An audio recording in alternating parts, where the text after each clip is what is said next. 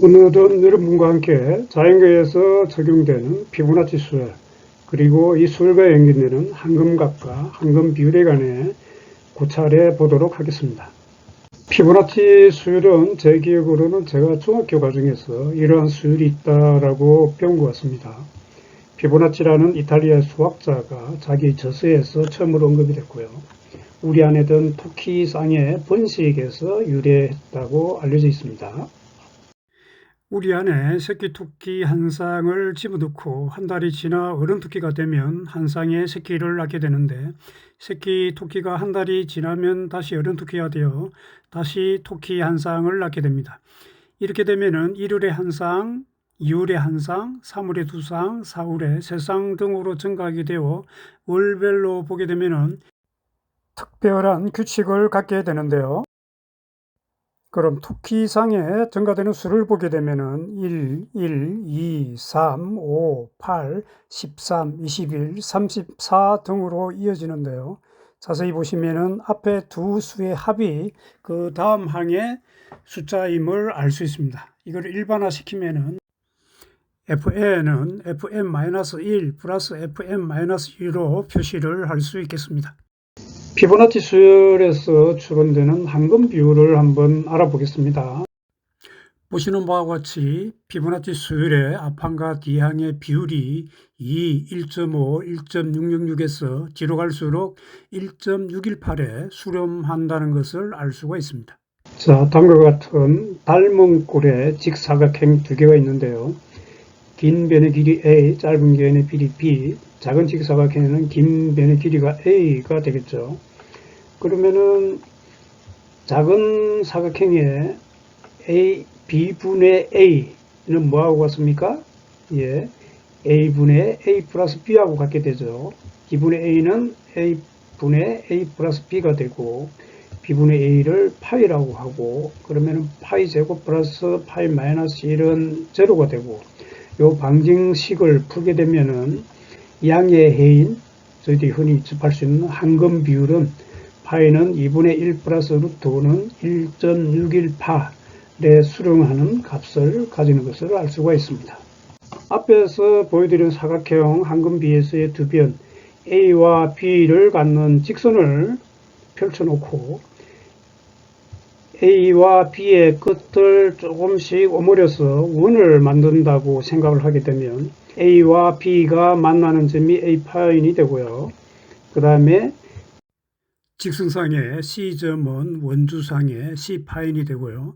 A파인과 B파인을 연결하는 원주의 각, 이 부분이 바로 황금각에 해당하는 137.5도가 되겠습니다. 그럼 황금각이 어떻게 나와야 되는지 간단하게 증명을 해보도록 하겠습니다. 좀 전에 말씀드린 A와 B를 갖는 직선, 이거를 조금씩 말아서 이렇게 원을 만들었습니다.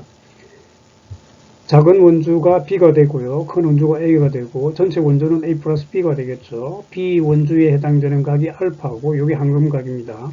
자, 원의 내각 360도 중에서 원주인 B에 해당되는 각 알파는 어떻게 계산합니까? 알파는 360도 곱하기 전체 원주 A 플러스 B 분의 B에 해당되는 각을 갖게 되겠죠. 그래서 이거는 360 곱하기 1.618 0.618 요걸 계산하게 되면은 137.5도가 탄생이 되겠습니다. 다음에는 그러면은 자연계 특히 식물 쪽에 피보나치 수열이 적용되는 사례를 좀 구체적으로 알아보도록 하겠습니다. 식물에 적용되는 피보나치 수열을 예를 들면은 한 세 가지 정도로 들 수가 있는데요. 첫 번째, 꽃잎의 수가 피보나치 수열을 따른다.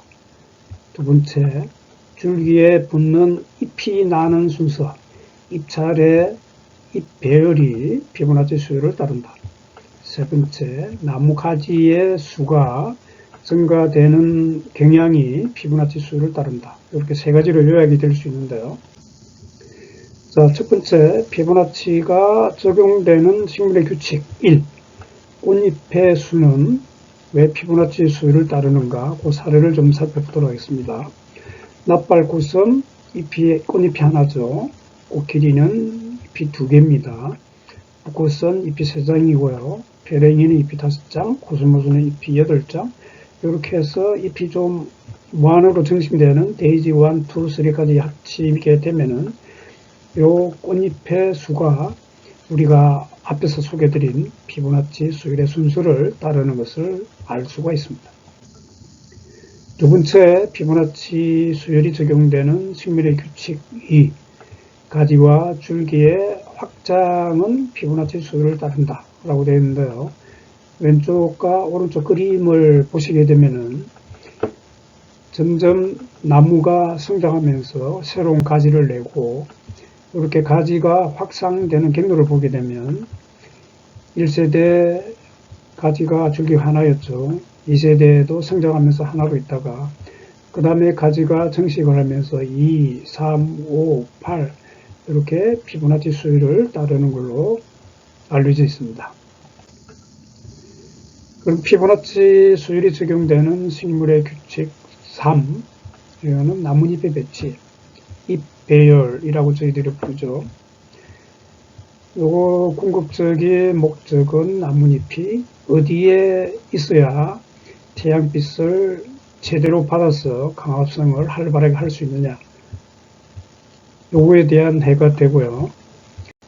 줄기를 따라 잎이 회전을 하는 수, 그리고 회전한 수만큼 생기게 되는 잎의 수가 아래와 같이 2분의 1, 3분의 2, 5분의 3, 8분의 5 우리가 보았던 피보나치 수율을 따른다.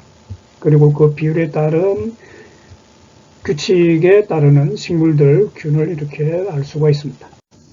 그럼 가장 먼저 식물 꽃잎의 수에 연계되는 피보나치 수율과 연계성을 좀 살펴보도록 하겠습니다. 꽃잎이 한 장인 식물들 주변에 많습니다. 여러 장처럼 보이지만 통꽃이기 때문에 한 장인 식물들도 많죠. 나팔꽃, 매꽃, 개나리, 화이트 칼라 릴리, 도라지꽃, 씨꽃잎이 한 장이고요. 꽃잎이 두 장인 식물에는 등대꽃, 기린꽃이 있습니다. 다음 꽃잎이 세 장인 식물들로는 붓꽃, 다계장풀, 물양귀비, 백합 등이 있고요. 꽃잎이 5장인 식물들에는 제비꽃, 채송화, 페랭이, 양지꽃, 동백꽃 등이 여기에 해당이 되겠습니다. 다음에 꽃잎이 8장인 식물들에는요, 모란, 코스모스, 기생초가 있고요. 꽃잎이 13장인 식물에는 미라리아, 루드베키아, 금자나 등이 해당이 됩니다. 꽃잎이 21장인 식물들을 보게 되면은요, 루드베키아가 있고요. 그리고 금자나도 이제 복수로 21장인 식물이 있습니다. 해바라기, 마가렛, 데이지, 곽꽃이 해당이 되고요. 꽃잎이 34장인 식물들에는 데이지가 있는데요. 종자에 따라서, 서식 환경에 따라서 이 데이지는 55장, 89장도 존재하는 걸로 알려져 있습니다. 그럼 모든 꽃잎의 수가 피보나치 수율을 따르느냐 하면은 예도 있습니다. 자연계에는 예 없는 규칙이 없으니까요. 꽃잎이 4장인 식물들은 병아리 꽃나무, 묵꽃이 있고요. 꽃잎이 6장인 식물들에는 깽깽이풀, 수선화가 있습니다. 꽃잎이 7장인 식물에는 큰 개별꽃이 있습니다. 그러면 오늘의 과학탐구 시간에 심층 주제인 나뭇잎의 배열에 적용되는 피보나치 수율에 관한 이야기를 여러분하고 나눠볼까 합니다. 식물의 잎의 배열, 저희들이 잎차례라고 하죠. 어떤 뜻을 갖느냐. 고등식물 줄기에 나는 잎의 배열 방식이며 이거를 엽서라고 합니다. 영어로는 팔로탁시스라는 표현을 쓰죠. 잎차례는 종 속에 따라 고정적으로 갖추어진 유전적 행질에 의해서 결정이 된다고 알려져 있습니다. 줄기에 잎이 달리는 부분을 마디라고 하고 한 마디에 달린 잎의 수에 따라 하나씩 달리는 것을 어긋나기, 알터네이터, 후생이라고 부르고 2개씩 마주항에 달리는 것을 마주나기, 대생, 오포지트, 3개 이상 달리는 것을 돌려나기, 윤생, 홀리드라고 표현을 합니다. 간단하게 그림과 함께 잎차례 형태를 다시 살펴보면요. 1번은 마주나기 형태죠. 단풍나무, 아카시나무, 해임나무, 들꽃나무. 해당이 되고요. 2번은 어긋나기죠.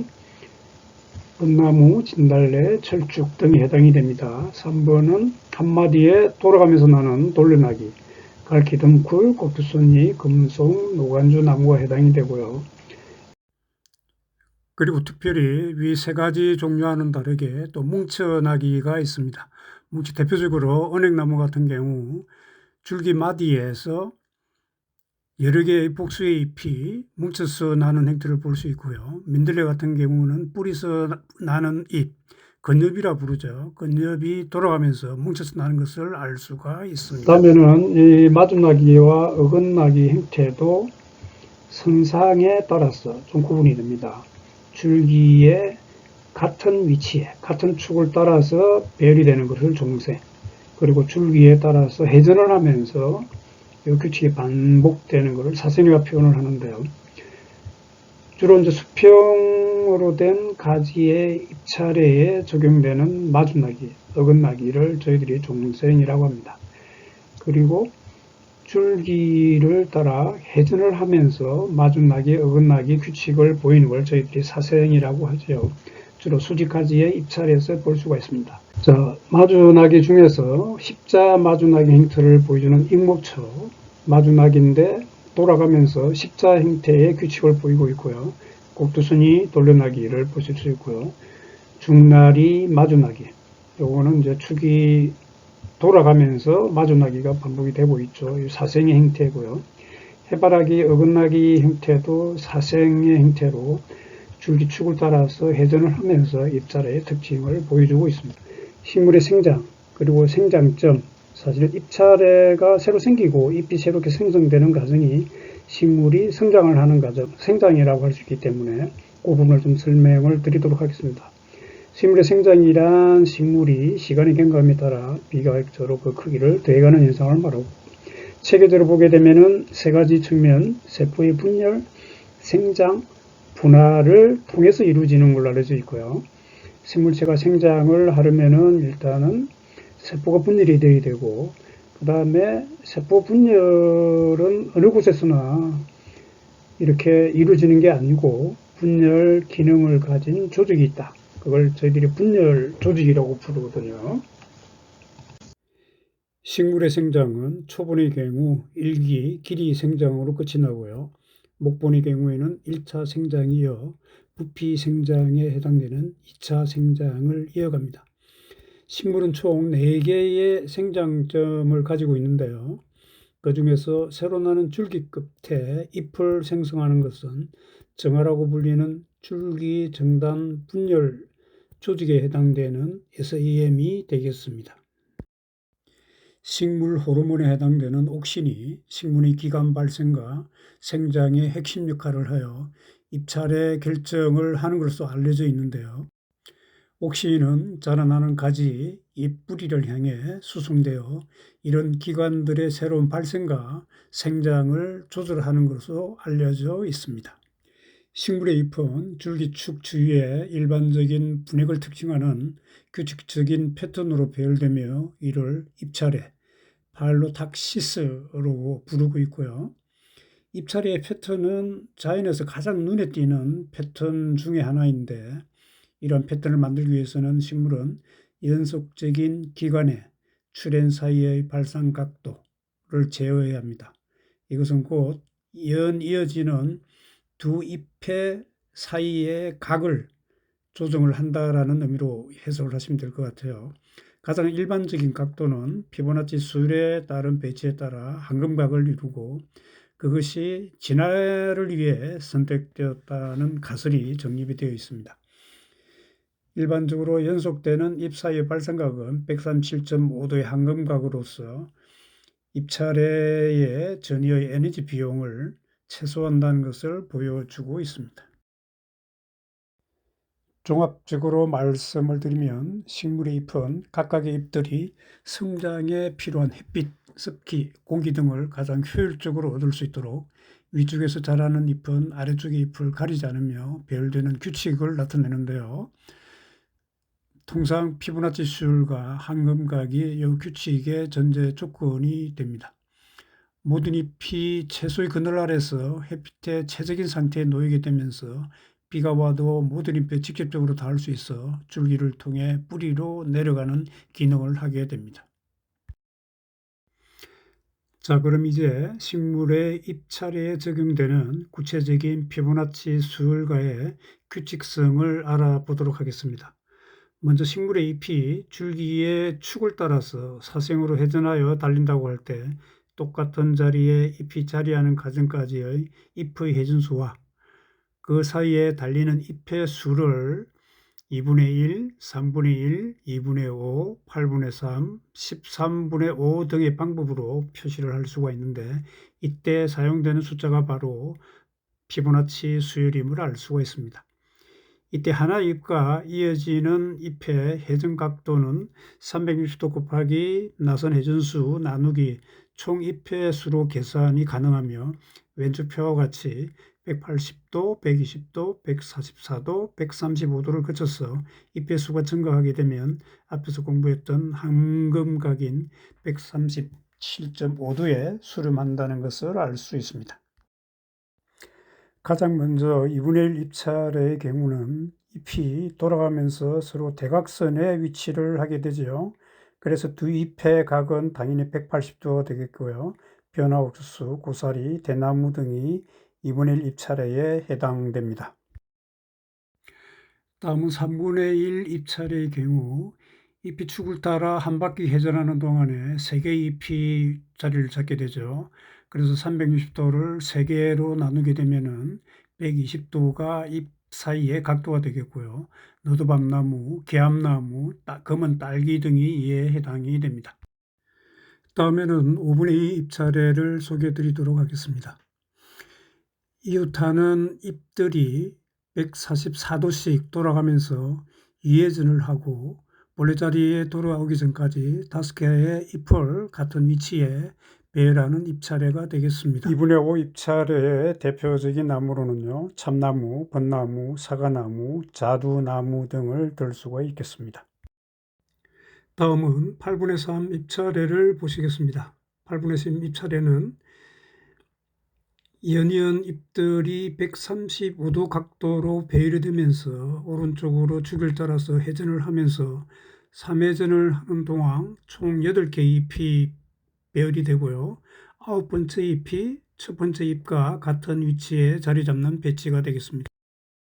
대표적인 식물로는 장미, 배나무, 갯버들 등이 이에 해당됩니다. 이번에는 잣나무로 대표되는 13분의 5 잎차례를 소개를 드리겠습니다. 1, 2, 3, 4 회전을 하면서 이웃하는 잎들이 138.5도의 각으로 5회전을 하면서 13개의 잎이 배치되는 구조가 되겠습니다. 침랩수종인 잣나무와 소나무가 이에 해당이 됩니다. 식물의 잎차례에서의 한근각의 의미를 간단히 살펴보면요. 한근각은 한 식물의 모든 잎들이 최대한의 햇빛, 태양빛을 받아서 최고 효율의 강합성을 도와주는 고도의 DNA 발현으로 볼 수 있고요. 비를 모든 잎들이 직접 맞아서 수분을 흡수하여 뿌리로 전달하는 데도 크게 기여합니다. 낮은 단계 잎살의 경우 잎마디 간격이 충분히 여유가 있어서 태양빛을 받는데 부족함이 없기 때문에 그런 선택을 한 걸로 보여집니다. 잎살의 배열에 과학적 근거로 제시하였던 피보나치 수율과 한근각 이론이 서식지나 잎 넓이 및 줄기 길이와 같은 계통의 부수적인 다른 요인에 의해서도 강한 영향을 받기 때문에 광범위한 지지를 받지 못하였고요. 발상과학의 진화적 개정은 한근각 이론을 포함한 다유전적인 가능성을 높게 보고 있습니다. 종합적으로 잎차례를 결정하는 실제 메커니즘으로는 바이로탁시스 이론이 상당히 효과적으로 알려져 있기는 하지만 그 외에도 잎 모양 및 잎차례의 길이 그리고 빛의 질에 따른 환경적 변동 요인 등도 잎차례를 결정하는 다각적인 요인으로 함께 보시면 좋을 것 같습니다. 그럼 식물의 잎에 빛 포착에 영향을 미치는 다른 특성들을 살펴보면요. 잎사광의 각도, 잎과 줄기 사이 각도, 잎 사이의 줄기 길이, 잎 모양과 잎자루 길이, 복잡한 잎 모양, 이종 아세포로 인한 잎 모양의 변화 등이 있겠습니다. 이번에는 식물의 잎차례가 고정 불변의 규칙이 아니라 성장하면서 환경에 따라서 조금씩 전이 및 변형의 모습을 보여주는 사례를 포플러 나무를 통해서 알아보도록 하겠습니다. 그림의 A와 같이 수직으로 3회전당 8개의 잎을 가진 8분의 3 잎차례를 보여주는 어린 포플러를 보고 계시고요. B에서는 발달된 줄기의 연속적인 잎은 360도 곱하기 8분의 3은 135도의 일정한 각도를 이루는데, 반면에 C에 보시면은 싹 끝의 발산 각도는 황금각인 137.5도와 같습니다. 따라서 중간 줄기 부분에서의 135도의 각 위치보다 잎차례가 조금씩 나선행을 그리면서 변형되는 모습을 잘 보여주고 있습니다. 지금까지 잎차례에 관한 제1강 잎차례에 숨어있는 피보나치 수율과 한광각의 비밀을 마치고요. 제2강에서는 주변의 다양한 식물들 잎차례를 관찰하고 피보나치 수율과 한광각 이론으로 잎차례를 직접 만들어 보는 시간을 갖도록 하겠습니다. 시청해 주셔서 감사합니다.